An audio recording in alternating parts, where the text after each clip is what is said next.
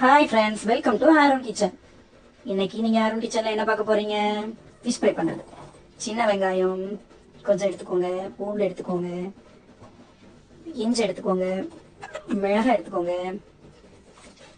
கருவேப்பிலை எடுத்துக்கோங்க, மஞ்சள் பொடி கொஞ்சம் எடுத்துக்கோங்க, உப்பு கொஞ்சம் எடுத்துக்கோங்க, லெமன் ஜூஸ் கொஞ்சம் எடுத்துக்கோங்க, மல்லி இலை எல்லாத்தையும் போட்டு கொஞ்சம் மிக்சியில் அரைச்சிக்கணும்.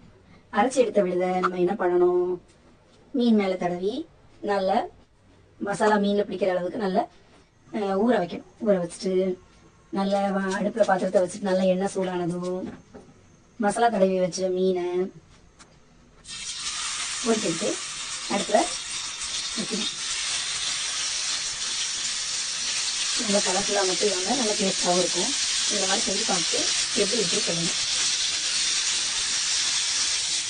ஒரு சைடு நல்லா கொஞ்சம் பொரிஞ்சதும் அடுத்த சைடு மாற்றி போடும்.